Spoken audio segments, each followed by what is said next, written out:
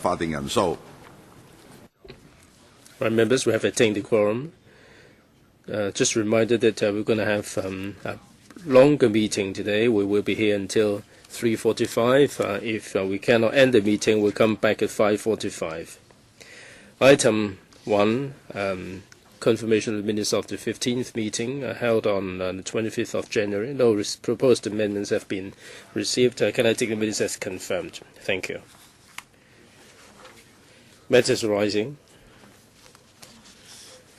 We met the CS. Members expressed the views that, or in fact concerns, that the policy address and the budget are pretty close together, and members would like to have some consultation for next year in terms of the timing. And also when delivering the policy address, the administration should also make available the progress report and the policy agenda. The CS said in reply that no decision has been taken regarding the timing of the policy address for the coming year. She would be prepared to listen to members' views. I've also noticed that the CS mentioned during the motion of thanks debate that the Steering Committee on Population had held its first meeting on 18th of January and discussed various issues in many different areas. So with members' consent, I think we can invite the CS to join us for a special meeting to discuss the policy on population and also for consultation on the timing of the next policy address. In fact, Mr. Wong Kwok-heng wrote to me about the lack of time for the briefing or panel briefings on the policy address. I think we can address all these points when the CS is with us. All right? So let's proceed accordingly. Moving on next to business arising from previous council meetings. Please refer to paper LS 20, Pesticides Amendment Bill. Members, please refer to paper LS 20, stroke 12 to 13. This is to amend the Pesticides Ordinance to implement the requirements of the Rotterdam Convention on the prior informed consent procedure for certain hazardous chemicals and pesticides. The idea is to broaden the scope of the ordinance to cover import and the use of pesticides. In terms of appeal mechanism and law enforcement, there are some amendments there.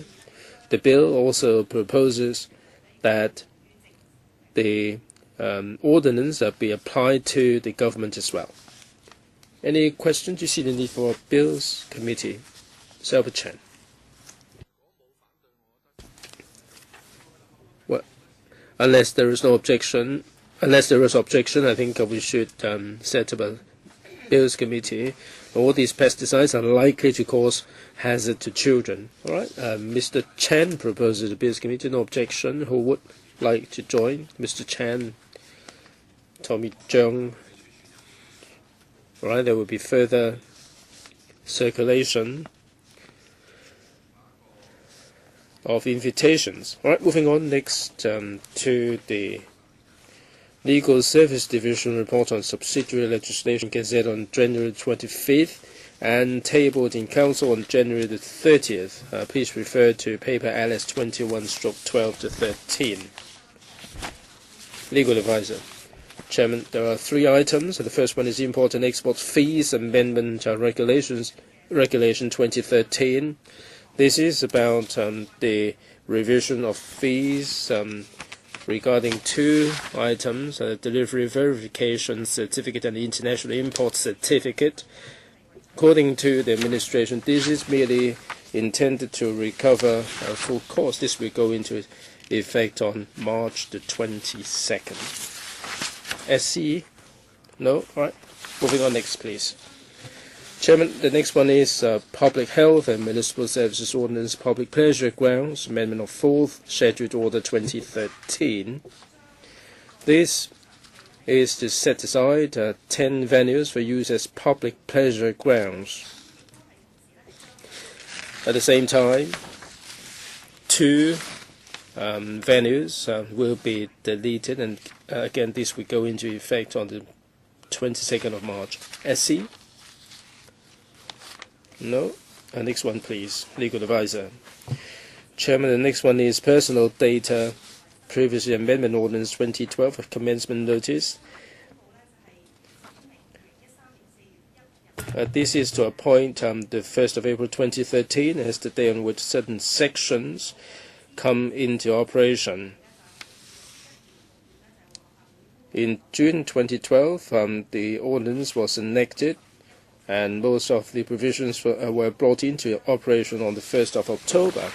And this order is to appoint 1st of April as the commencement date of the other provisions. SC? Right. We don't have to have subcommittees for these 3. Mr. James Tow. I'd like to have a subcommittee on the personal data commencement notice. All right, Mr. James Tow proposes an SC for the personal data notice. Who would like to join? All right, then there will be further circulation of invitations. Just a reminder that we don't have SCs on import and export and the other one. The deadline for amendment is the 27th of this month. As regards the personal, I've covered the import and export and the public health pleasure grounds.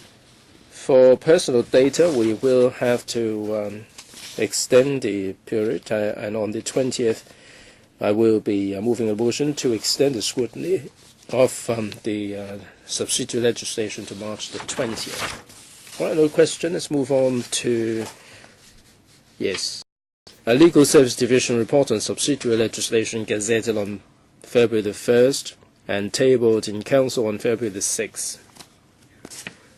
Paper LS 23/12 to 13. Legal advisor, please. Chairman, this report covers 8 pieces of subsidiary legislation. 5 are under the company's ordinance. Earlier, the administration said that under the company's ordinance there are 13 pieces of subsidiary legislation that have to be enacted for the ordinance. These 5 are the first batch. There will be 2 batches coming along at a later time.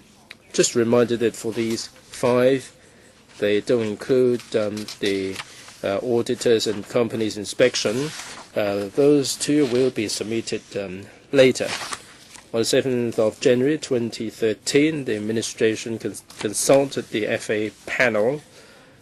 The administration proposes that one single SC be formed to scrutinize the 13 pieces altogether. And members were in support, and they proposed that the House Committee consider this approach. Right, do you all agree one single subcommittee to look into the 13 pieces? All right, no question. Let's so decide who would like to join.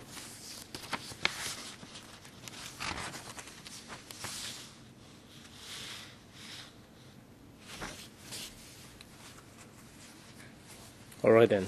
Legal advisor, please.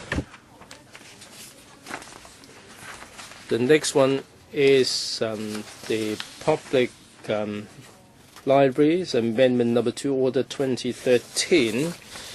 This is the cancel designation of 2 libraries and the inclusion of 1. They are all in Lam Tin area. The implementation date is 30th of March. All right, do you see the need for a subcommittee? No. All right then. Next one, please. The next one is Securities and Futures Contracts Limits and Reportable Positions Amendment Rules 2013. This is in connection with two types of contracts, the HSI Volatility Index Futures Contract and the US dollar versus renminbi Hong Kong Futures Contract. There is a specification of the contracts limits and reportable positions. This will go into effect on the 12th of April 2013. All right, any subcommittee needed? Mr. James Tow. All right, I'd like to have a subcommittee on this one. Any objection? No? Who would like to join then?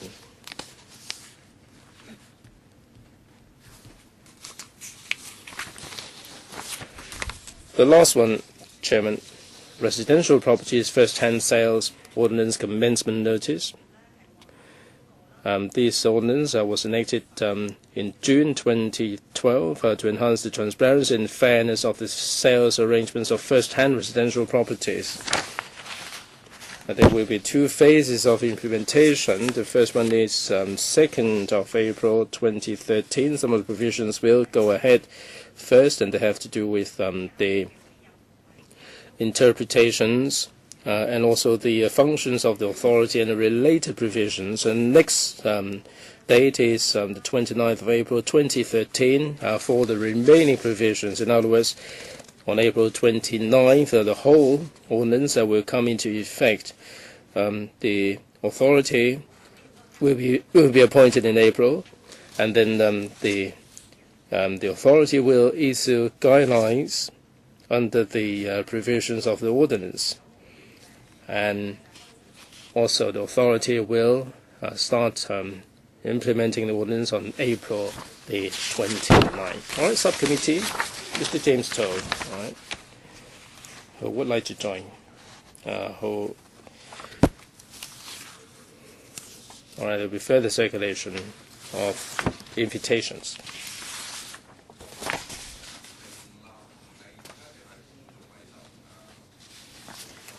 All right, we don't have an SE for the public health, and the amendment deadline is the 27th.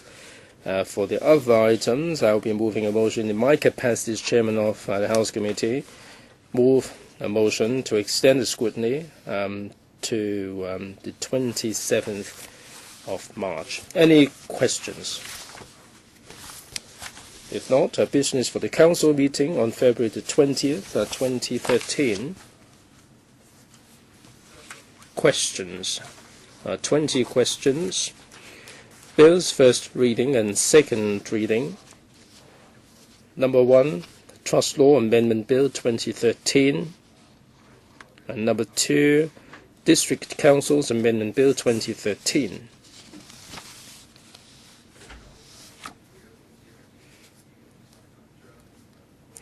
The administration informed us that they will be presenting the above bills to the Council on February the 20th, and we will consider them at our meeting on February the 22nd.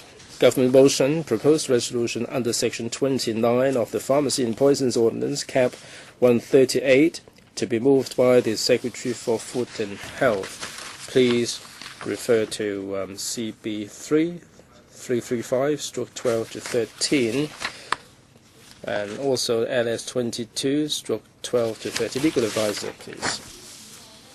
Chairman, the proposed resolution seeks the Council's approval of two amendments, the Pharmacy and Poisons Amendment Regulation 2013 and Poisons List Amendment Regulation 2013, to add three substances to deal with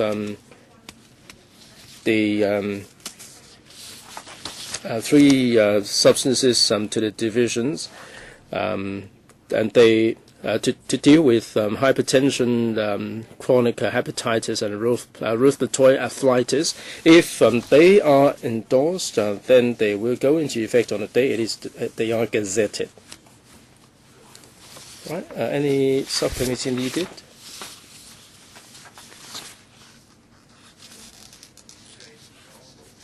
All right then. If there is no need for a subcommittee, the administration will move these resolutions on the 20th of February. Members' motions. Motion under the Electoral Powers and Privileges Ordinance to be moved by Ms. Sit Ho. The wording of the motion has already been distributed to members on the 6th of February. Speaking time for each member will be 15 minutes. Number 2, Mr. Ronnie Tong's motion on implementing dual universal suffrage, and then Mr. Poon Siu Ping's motion on ensuring occupational safety. I'd like to remind members that the deadline for giving notice of amendments to the motions is the 9th of February, Saturday. Next, report of both committees and subcommittees. Mr. Chairman, can I say something about my motion? Well, this will be dealt with later today. And then the colleague in front of you, would you please remove the plaque in front of you? Well, I deliberately sat aside so that I can see you. Well, I'd also like to see you. I can't see Mr. Leung Yew Chung. 2 plaques actually block my sight line. Can you just lower them? Report of the Subcommittee on Telecommunications Apparatus Exemption from Licensing Amendment Order 2012. Mr. Charles Mock.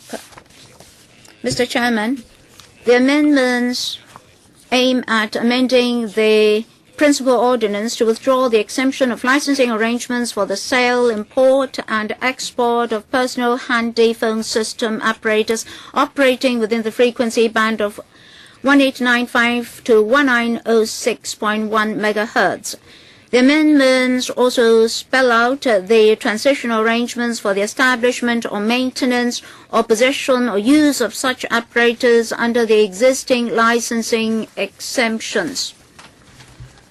The subcommittee held 2 meetings with the administration to discuss the subsidiary legislation, including the number of affected apparatus, transitional arrangements, law enforcement action and practice on illegal apparatus, and the future uses of the frequency band.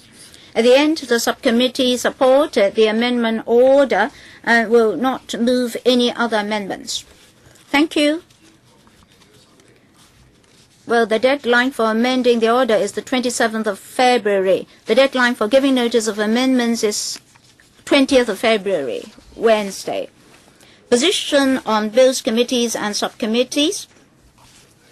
As at the 7th of February, we have 2 bills committees, 5 subcommittees under the HC, and 7 subcommittees on policy issues, including under panels in action, and 3 subcommittees on policy issues under panels are on the waiting list. Next, paper of the Committee on Rules of Procedure, CROP, is paper CROP 26/1213. I'd like to invite Mr. Tam Yu Chung to speak. Mr. Chairman, in this term of the LegCo, we have 10 more members, and the last term of the Committee on ROP suggested that there should be 7 sessions rather than 6, and the questions should be increased to 16. And at our last meeting, we support such suggestions and amendments to the ROP. As the amendments could not be handled by the LegCo in the last term, the CROP studied the matter in this term and has agreed that at every meeting, written questions should be increased to 16 and oral questions, whether or not they should be increased from 6 to 7, we decided to consult all members.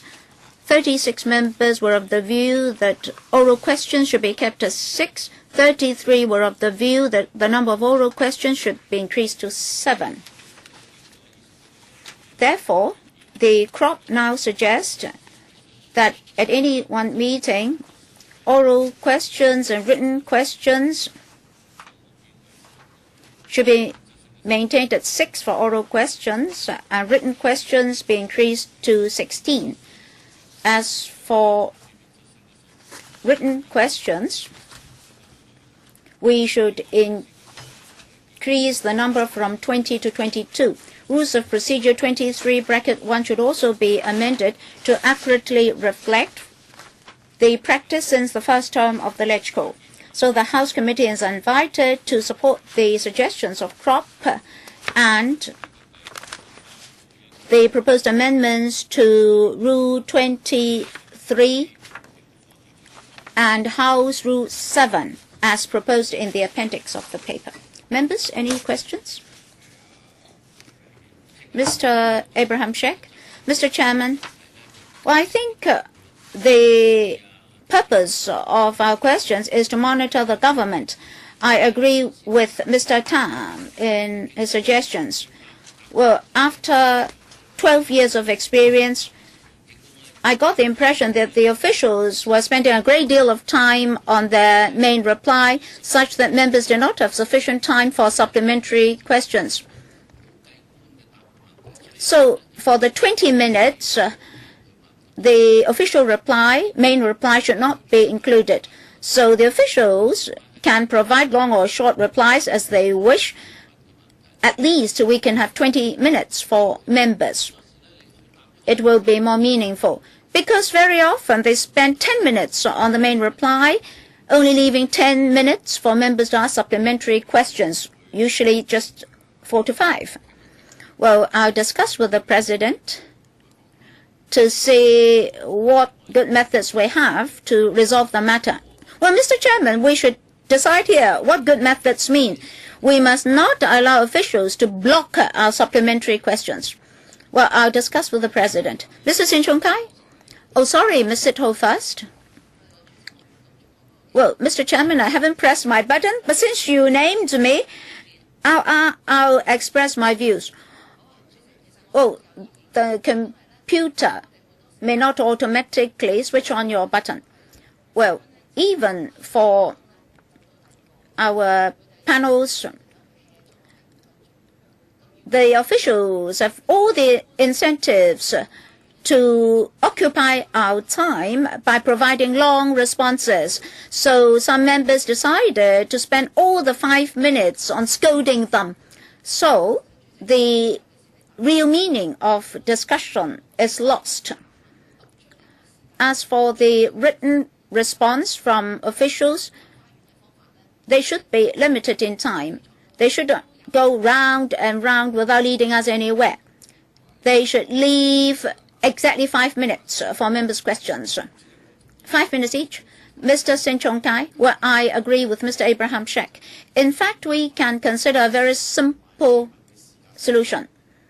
Members' questions and supplementary questions should be accorded a certain period of time, say 20 minutes. So no matter how long or short officials' responses are, our time will not be affected. That is, time for supplementary questions should not be taken up by officials. Ms. Emily Lau, I also agree. Well, last week, during the policy debate, we also restricted the speaking time of members and also officials. So once the oral question is asked, the main reply should not last more than 5 minutes. And then for supplementary questions, they should not last more than 1 minute each. In fact, the President always asks members not to ask long supplementary questions, but nobody heeded his advice. Well, if your supplementary question is too long, that means longer than 1 minute, you should sit down when the 1 minute bell rings. That will be more effective. So everybody is looking at the clock. Everybody will try to finish his or her question within that 1 minute, and questions will be more focused and critical. Well, very often questions may take up 2 to 3 pages. And then for supplementary questions, members usually express a lot of views. Well, Chairman, that's why I want supplementary questions to be limited to 1 minute. Well, we'll have to go back and discuss again. Chairman of CROP, well, CROP did discuss this. Well, we discussed how long official replies should be and how long supplementary questions from members should be. Well, in fact, the President should have grasped the situation. Well, the SG understands the situation. Yes, we have to go back to the CROP for discussion. Mr. James Tian, well, Mr. Abraham Sheck always comes up with good solutions.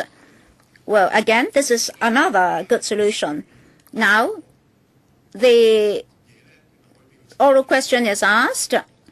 The main reply can be long, but the official can provide a brief summary. As Ms. Emily last said, that may last 3 or 5 minutes, and members may go through the whole pile of papers if they so wish. Then we don't need to accord, say, 10 minutes to each official. We cannot restrict the official reply to a few lines or 3 to 5 minutes. But the official concerned should not speak for, say, 10 minutes. He can refer us to the pile of papers, and members can come earlier to go through the papers. I mean the written reply. Mr. Tommy Chang? Sorry, the speaker is not coming through. There should be sufficient time for asking questions. But sometimes, as Ms. Sito said, the officials might be leading us round and round without getting anywhere. Well, that's the expertise of the Home Affairs Department. They don't know anything else. Well, we have so many topics and issues, and members want to ask questions. I don't know whether we can do anything about the ROP. Is it really necessary for the officials to read out the whole reply? Well, it's very strange. Some officials do not behave like that normally. But when it comes to these main replies, they go very slow, and when they finish, it's already 10 odd minutes. And then even for 2 to 3 supplementary questions from members, they can only be very short. So can the officials summarize their reply? We know how to read papers. They don't need to read out the whole reply. Well, they have, for the record, they have to read out the reply officially. If we say that in future written replies will suffice, then in future they will also say that our speeches can also be in writing only. I'm not saying that we ask them oral questions, then they should come up with long replies. Well, I don't mind they provide us with long replies, but we know how to read them. Well, but for record purpose, for the Hansard, the reply must be read out. A written reply will not suffice. Well, I'm not defending the officials, but sometimes members question maybe in 3 pages. Well, as Mr. Tam Yu Chung just said, there are stipulations in our House rules for the question session. The main question should not exceed 3 minutes. The main reply from the official should not exceed 7 minutes. And for 1 supplementary question and 1 follow-up, they should not exceed 1 minute. And recently, I noticed that some officials did exceed 7 minutes. And the President did remind the officials. I also noticed that the President sometimes exercised his discretion to allow each question to last more than 22 minutes, as provided by the House rules, to make up for the lost time spent by the official. So for the part on questions, if members would like to continue to have a discussion, we can follow the House rules. Ms. Claudia Mo, well, originally I would like to ask a question about officials reading out their scripts. Can we amend our House rules? You see, in Hong Kong nowadays, there are not that many people who are illiterate. if the officials read out their replies once more, it's a waste of time and public money. As Ms. Sito said, when our members ask questions, the question may cover a few pages, but the oral question is limited to a very short time. It's just like reporters. Councillors have the duty to monitor the government, and we should have time to criticize the government. The question time is not just for members to ask questions. So I'd like to thank Mr. Abraham Sheck for his good solution, which occurs every now and then. Supporting the chairman, is not simply a question of how much time the officials are spending. I'm wondering whether we should reform the mechanism of 6 plus 14 questions. Now, the administration would like to do so for the Hansard, but what about the written questions? Why do we have to keep 6 questions for oral questions? Now, for the PM's question time in the UK, they do have a lot of sparks, and they ask a lot of sharp questions that will be putting the officials on the spot. I think that would make more sense. I don't think we should restrict them just to 5, 6, 7 minutes. They give us a written reply, and then they should give us direct oral replies, and that would test their ability to respond. I think we should review whether we should revise the 6 plus 14 mechanism. Mr. Lam Tai Fai, well, I think the problems lie with the officials. If they're not trying to take up the time to delay the matter, then we don't have to talk about it. I'm not sure about the rating of these question times, but I'm sure that a lot of people are watching the question time at council meetings. If you're merely asking the officials to give us a summary, then you're depriving the audience of their right.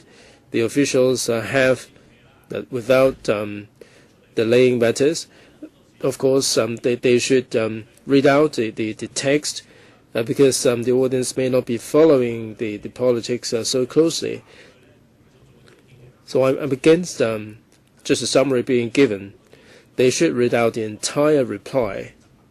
Of course, the president has to make sure that they will not slow down deliberately. So I'm against not reading out the text.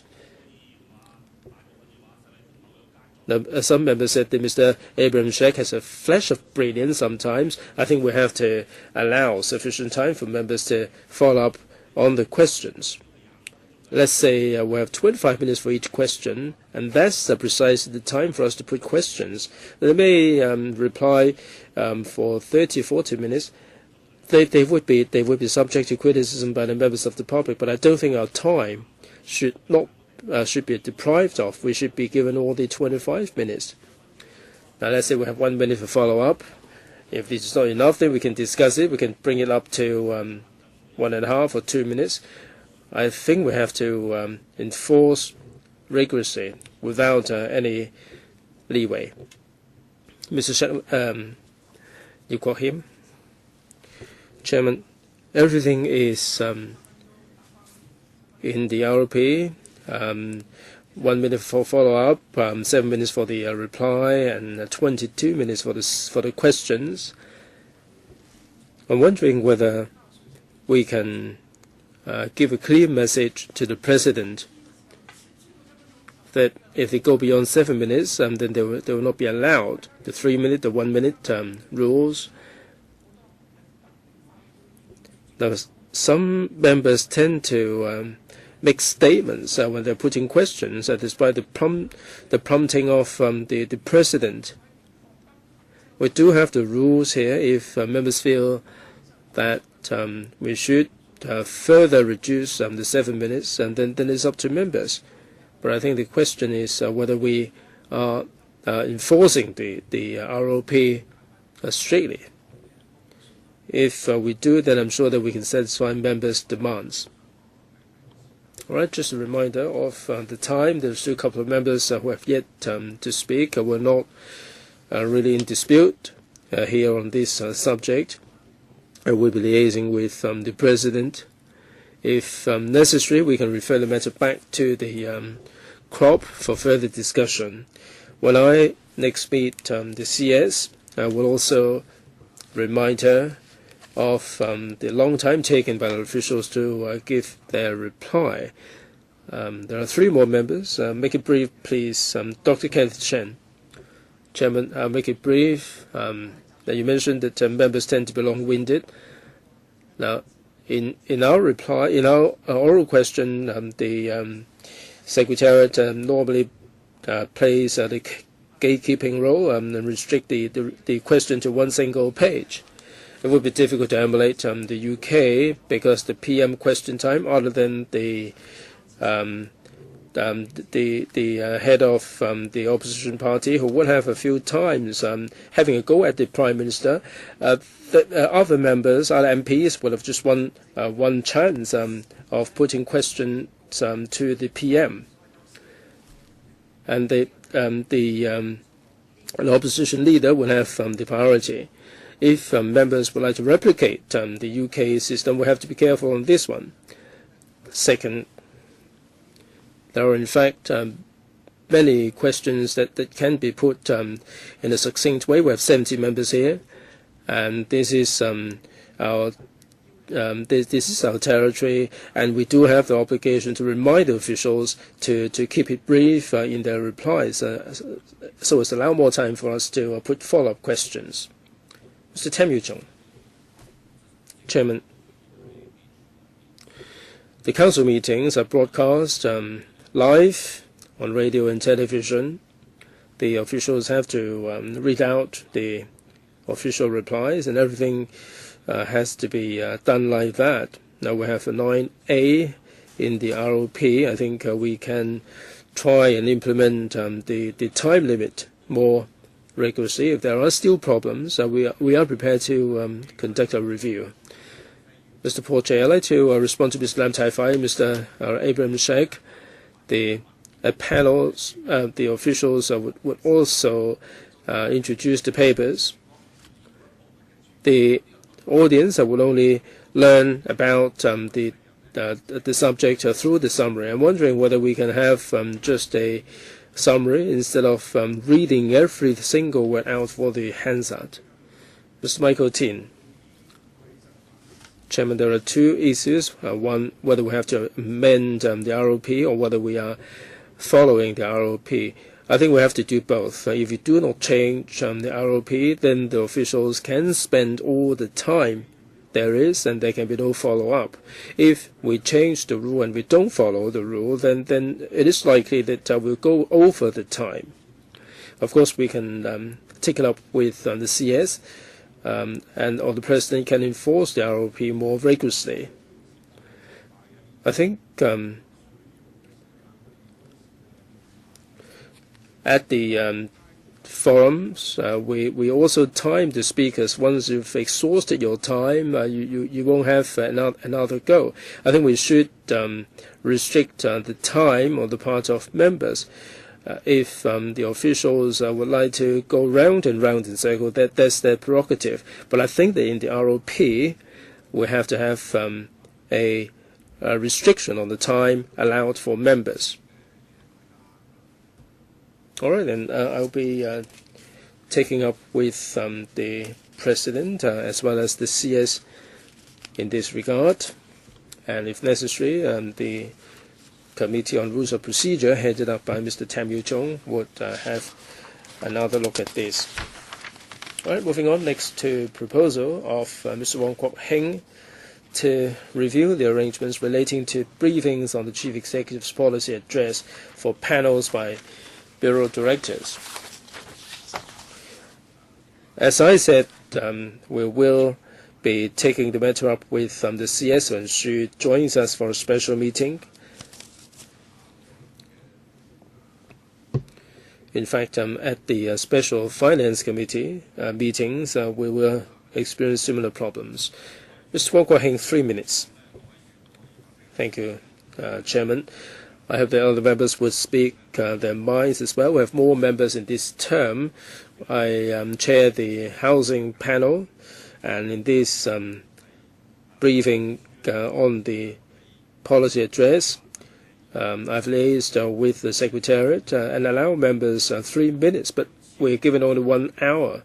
And we've got more members than there are time for them. Now we restrict members to 3 minutes for questions and answers, and this is as much as we can compress the time. In the coming year or during the upcoming budget, I hope that there would be an increase in the duration from 1 hour to, let's say, 1.5, or a suitable time frame that would be more suitable. In the light of our experience, we were only given 1 round to each member because time was not on our side. Now, for 3 minutes, we will have to be very, very brief, and we may not be able to get all the answers that we desire. I think more appropriately, 4 to 5 minutes would be an appropriate time frame for questions and answers. And I hope that members would agree with me, and I hope that the chairman will take it up with the CS and extend the duration of the briefing on the PA for the questions and answers. Mr. Sin Chung Kai, the Democratic Party supports an extension. I think the minimum duration should be 1.5 hours, or more appropriately 2 hours. When it comes to major topics or big panels, like the housing panel, we may have 20-30 people, and 5 minutes each would take us beyond the 2-hour duration. Normally we have 2 hours for each meeting.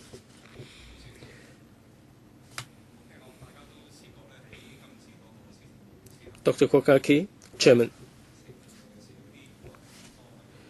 In some large panels, we are only given 3 minutes. We don't normally get the reply after the questions. We very much hope that the administration will be able to elucidate their policies. I would suggest that we should have a minimum of 2 hours. Some policy secretaries cover a very broad spectrum of issues. Secretary for Environment, we have the markets and also the columbarium and so on. Very, very broad spectrum. Other than extending the time, I think for policy bureaus that they cover a broad spectrum of things, like food and health, for example. And this is a very, very extensive range of subjects, and there are a lot of issues of concern to us. I think that they should be separated according to different policy areas. Mr. Raymond Chen. Well, I think that the 3-minute duration is nowhere near enough. Other than the time duration, I think the attitude of the officials will also be important. Perhaps the panels should review this on their own. Well, they are just regurgitating the policy address. By the time they're done with it, the time is up, and members may put 3 questions, and the secretary may pick the easiest one to answer, and they will be just fobbing us off like this. And I think other than extending the time, I'm wondering whether we can think of any ways to deal with the policy secretaries who are not really interested in answering members' questions, and they're just going through the motion and fobbing us off with just a non-answer. All right, I will relate the message to the administration. This can be followed up. Assembly Lau, well, if we decide so, in future meeting time will be lengthened. Now we're talking about policy address, not budget. What about the budget? Well, it should apply to the budget meetings. Otherwise, we'll have to spend 2 weeks on the budget. Well, we are willing to attend meetings. But then if we fix meetings and they last a long time with nobody attending, well, for the special FC meetings, they will last a week. Well, I don't know the detailed arrangements, but the time slots have been fixed. We'll discuss with the administration. Mr. James Tian. Mr. Chairman, Mr. Wong Kwok Heng is talking about the briefings to panels after the announcement of the policy address. Now, if 1 hour is to be extended to 2 hours, then each member may get 4 to 5 minutes, and that's more appropriate. So the Liberal Party supports the suggestion. Mr. Ip Kok Him, I believe members have to consider very carefully the existing arrangements. When a panel wants to follow up on the contents of the policy address, if the discussion is to be lengthened from 1 hour to 2 hours, that's 100% increase. As Ms. Emily Lau said, will members be actually attending such meetings? Well, I don't have any objection to having longer meetings. Well, maybe 3 hours is even more desirable, but we have to take care of reality. That is, within a very short time, panels may have to discuss a wide spectrum of issues. And all these panel meetings have to be opened up to all members, and there may be clashes. For the Secretariat, they don't want to have 2 panel meetings on the PA going on at the same time. Moreover, when a panel chairman is of the view that there's not enough time to discuss, he does have the discretion to extend the meeting. That's my understanding. So, be it the policy address or the budget,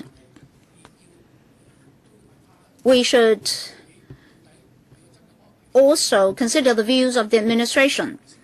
Amongst ourselves, we have to discuss whether or not we can afford prolonged meetings. Well, just now some colleagues were not yet here.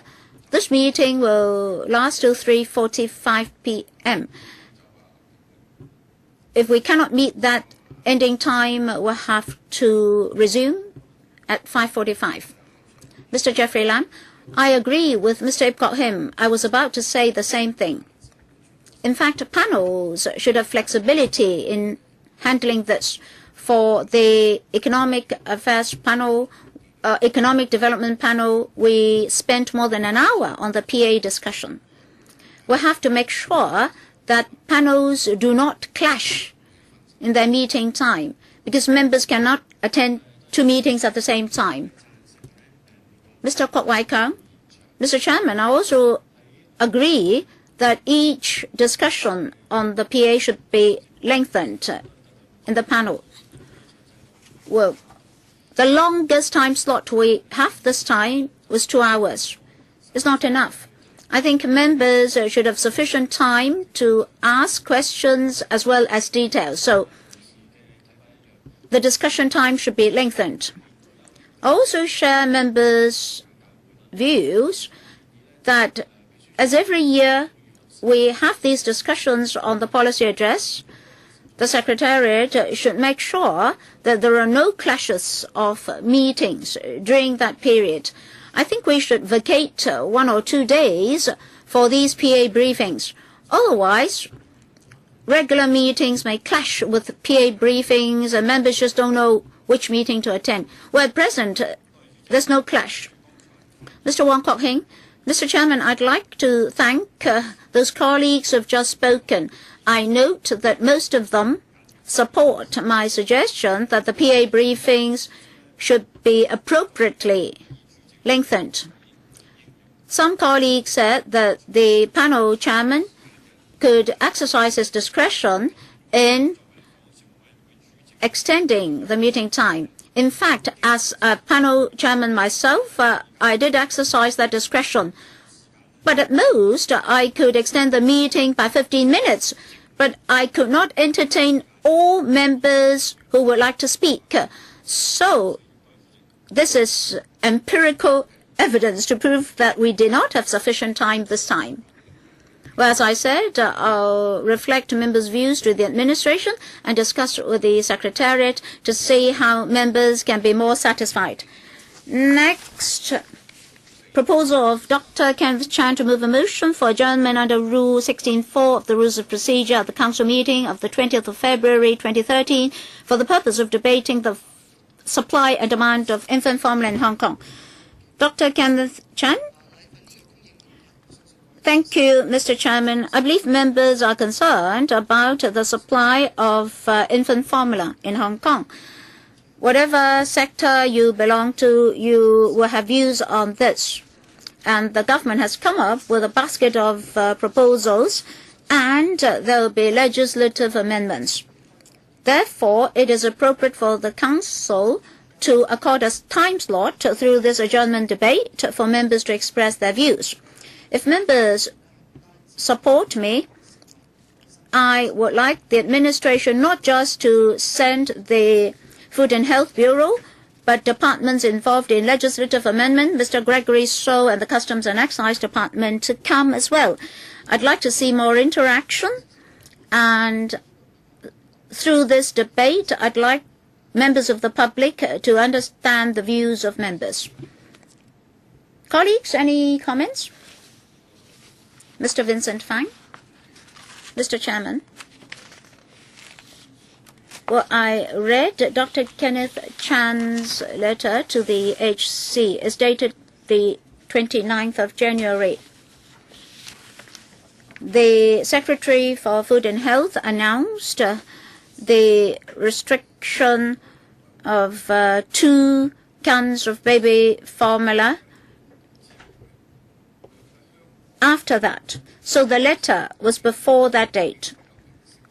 In fact, after the announcement of the new policy, the issue has been resolved to a certain extent.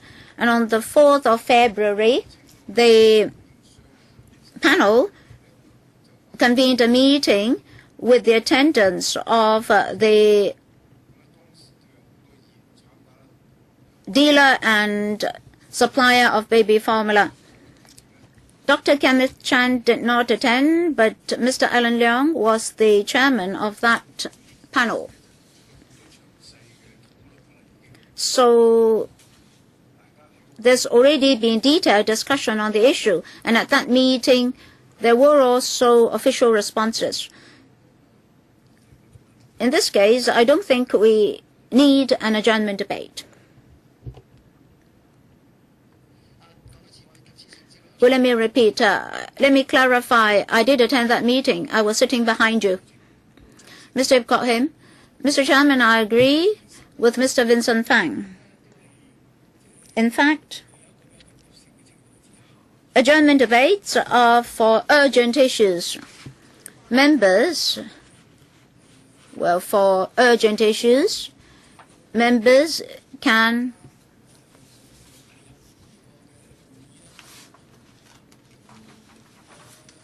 submit motions, and they can queue up for their time slots. Concerning the infant formula incident, the panel is already following up on it, and all members were invited to attend that meeting. As the panel has already been following up on the issue, we've already got an avenue to follow up on the incident. So do we really need an adjournment debate? Well, I don't know how many minutes each member can speak at an adjournment debate, maybe 5 minutes. But the discussion at an adjournment debate won't be as thorough as in the panel. For the 20th of February, we have a long agenda. So should we lengthen the agenda like that without any imminence? So I agree with Mr. Vincent Fang that we don't need such an adjournment debate. Ms. Claudia Mo. Thank you, Chairman.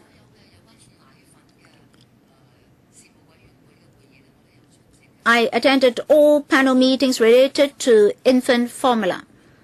And the last one was on food and health, and Dr. Kwan-yuen also attended with representatives from the pharmacies. And I was shocked to hear from the pharmacies that they were forced to sell other products as well. That means even though some products are not so popular, the dispensaries have to sell them as well, together with the popular baby formula. Well, pharmacies are also in business, so they have to hold up those products as well. Say products 3 and 4 don't sell good, and they may suffer a loss as a result. Well, here we're not having a debate. Well, Mr. Chairman, I understand. Mr. Gregory So is on economy and business. He must come again. Well, Ms. Claudia Mo, it's more practical to pursue this at the panel level. At the panel meeting, you have 5 minutes each. Here, you won't have sufficient time to follow up. What do you mean, Mr. Chairman? Is it that you personally don't agree to an adjournment debate? I didn't say that I did not agree. What I said was usually if you want to follow up on such issues, it's more practical to do that in the panel. In an adjournment debate, you can only complete what you want to say. Oh, you mean the officials will only adopt a wishy-washy approach? Well, I'm not saying that I did not support the idea. Mr. Gary Fan, Mr. Chairman, I agree that we should have an adjournment debate on the 20th of February on the infant formula. 2 points. Mr. Vincent Fang just mentioned that the administration has announced proposed legislative amendments, and it seems that parallel trading activities have subsided a little bit. But the assessment was that Chinese New Year is coming. And then people are saying that after the 10th day of the Lunar New Year, will parallel trading activities proliferate again? So it's necessary for us to discuss this on the 20th of February. Secondly, last Monday, after the panel meeting with the suppliers, the administration would conduct a consultation exercise till the 18th, and then they would go to Exco. So if the LegCo can play a better role by enhancing interaction and monitor more the administration's policies, then we should have this adjournment debate on the 20th of February. Mr. Wong Yok Man. Mr. Chairman, I support Dr. Kenneth Chan's proposal. The LegCo is to discuss issues. Well, the adjournment debate is also to discuss issues. Ms. Claudia Mo was a bit confused. If she wants Mr. Gregory So to come, there are plenty of occasions for him to come. Well, if that is carried, we can have an adjournment motion, but usually our motions don't get carried. It's just to provide a platform for us to speak. It doesn't matter. We can have a more in-depth discussion on the matter, and the panel can continue to discuss. Well, we're interested to know more about policies. Mr. Porde, Mr. Chairman, the responsibility of the LegCo is to discuss matters, of course. But if you read newspapers every day, you see there are so many issues to discuss. Rule 16.4 is subject to certain conditions, and we must observe those conditions. We must not damage the normal mechanism of discussion. Although Rule 16.4 does not mention imminency, the nature of an adjournment debate is actually jumping the queue. So, in terms of time, nature, and approach, if other modes of discussion are not available, then we can resort to adjournment debate. Legislative amendments can also be duly discussed in the panel. So if we are to have an adjournment debate this time, we must satisfy the condition, the prerequisite of imminency. Jeffrey Lam, Chairman.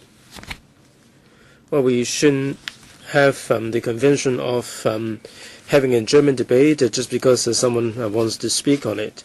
Now, we did have a detailed discussion at the panel meeting. If members would like to have further discussion on infant formula, we can certainly go back to the panel, unless the chairman doesn't allow the meeting to go ahead. At the council meeting, there are so many issues that we are wasting time on. On Wednesday, we have,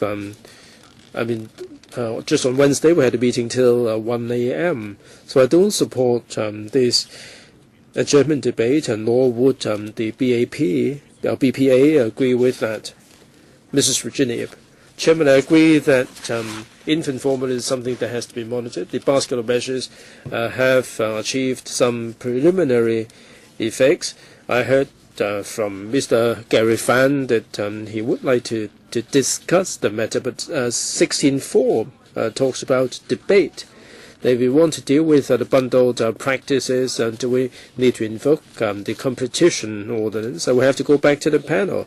Now, ROP 16.4, 70 minutes with one government official in reply. I don't think it's an appropriate arrangement. We should deal with this at the panel. Ms. Hannah Wong.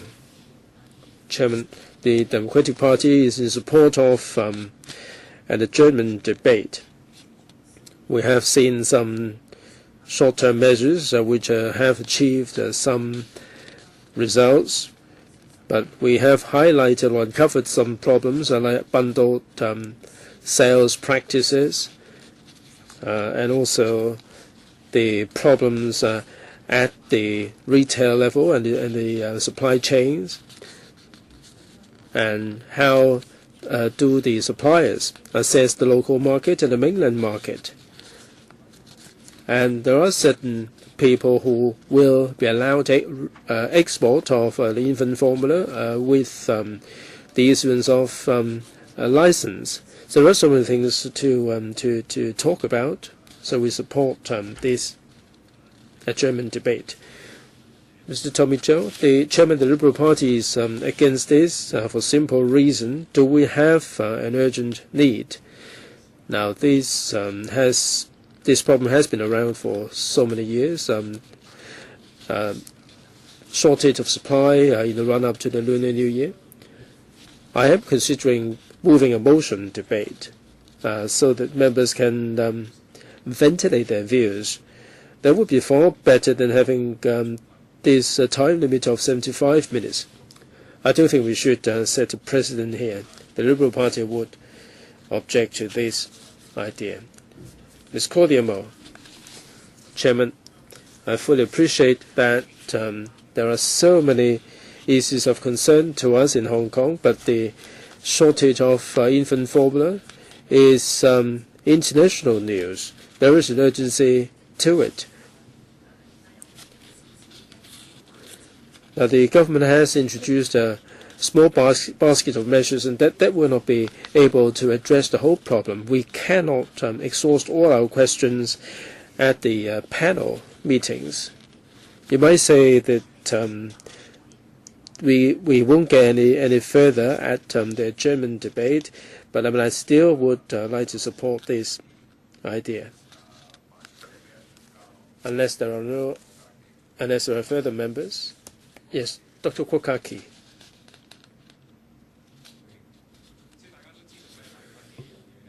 Chairman, that the infant formula is impinging on us, and motion debate, we have to queue up for the slot.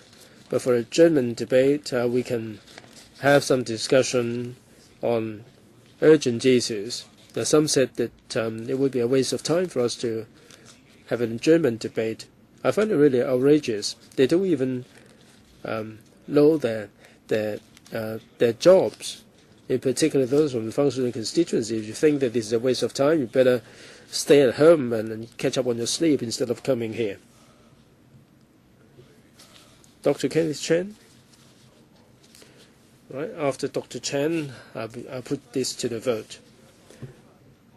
Chairman, I think I have to say that I was really shocked to hear what members said. I expected that there would be bipartisan support. One of the members said that we shouldn't have an adjournment debate just because someone is interested in it. It's not the fact that I'm just only interested in it. I'm more concerned about the babies and mums in Hong Kong, and whether these measures are enough to help the people of Hong Kong face the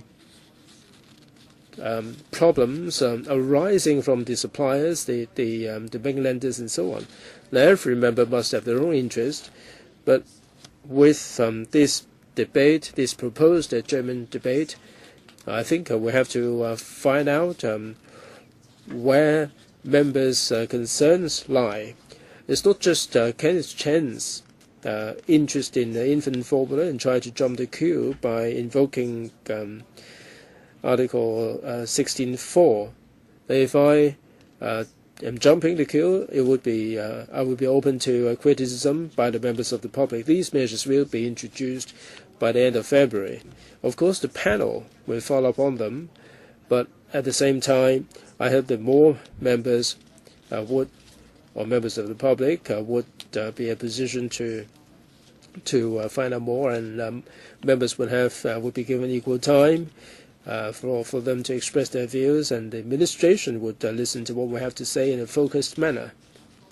And I hasten to add again that I did attend a meeting in which we invited the suppliers. We didn't have very much time to follow up on the issue at the panel meeting. I think we have to be fair. Right, let's put it to the vote. Dr. Kenneth Chen, I would like to have an adjournment debate under Rule 16.4 at the meeting on the 20th of February. Those in favour, please raise their hands. Keep your hands up, please.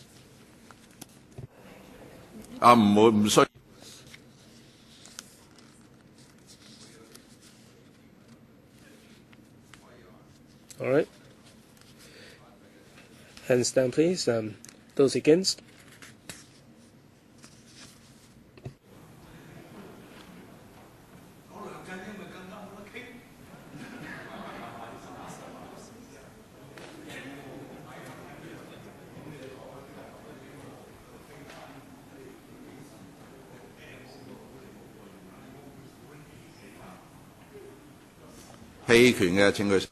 Abstentions. 兩位。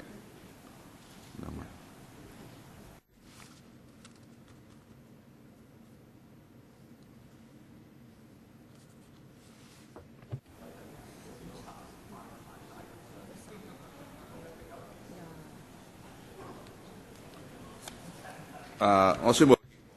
And now declare the result: 18 for, 28 against, and 2 abstentions. So the motion is not carried. Moving on, next proposal of Honourable Sid Ho to appoint a select committee to inquire into the issues relating to the unauthorised building works at the Chief Executive's properties and whether he had given any improper undertaking when he stood for CE election. Well, in fact, Ms. Sid Ho has got a slot for this to happen on the 20th of February. Ms. Sid Ho. 聽唔到你啊！ You're not coming through. Point of order, Chairman. Are we going to have the meeting at 3:45? Yes, I have the prerogative to extend the meeting by 10 minutes. If, in my opinion, we cannot get this done within the extended time, we'll have to come back after the Finance Committee. Thank you. Right, we were not even allowed to talk about the infant formula. I think we do have the right or the freedom of speech. If we are not given this freedom of speech, we cannot get to the bottom of the truth. Now, I'm suggesting that we invoke the PNP to carry out the investigation because Liu Monghong gave an interview to a publication. I think if you talk about defamation, that was where defamation lied. And C.Y. Leung made untruthful representation by saying that there were 3 professionals who looked at his properties, and Liu Monghong said that that was fabricated. He also gave the undertaking that Liu Monghong would be promised a certain seat in return for his support, and that falls within bribery for election. The chief executive is facing this severe allegation. It's difficult for him to go on. He would think that this is serious enough. If he doesn't think so, then he wouldn't have issued a lawyer's letter to Mr. Joseph Lien. He was so worked up that he issued a lawyer's letter to the newspaper. But I think as far as the members of the public are concerned, that there should be open exchange, and this is a good platform. That with regard to the WKCD declaration, the C.Y. Leung did come along and face the interrogation. I'm sure that he would be very, very familiar with all of this. Now, we don't really want to have everything behind closed door. It's not simply a matter of the underworld that he's involved in. Now, everything is in a black box, as it were, and this is detrimental to Hong Kong's interests. I've submitted a motion to the Council, but I hope that members would support me here at this House Committee. And I hope that it would be for the Chairman of the House Committee to move this motion. That would be a better course of action. Now, with regard to this, I think the chief executive is really out of his mind. Otherwise, he wouldn't have issued a lawyer's letter to the Economic Journal. If he feels that this is so detrimental to him, he shouldn't have resorted to legal action. He should have accepted our invitation to come here. He should not have been so out of his mind to issue the lawyer's letter. He should have come here under the PNP and expressed his opinion and tell us everything that he knows about it. Right, and there are 4 more members. Anybody else? I have to check the time. If there aren't more members, 5, you've got him. I don't think I would be able to end the meeting in 10 minutes. Perhaps I will adjourn the meeting here to make way for the Finance Committee. We'll come back immediately after the Finance Committee.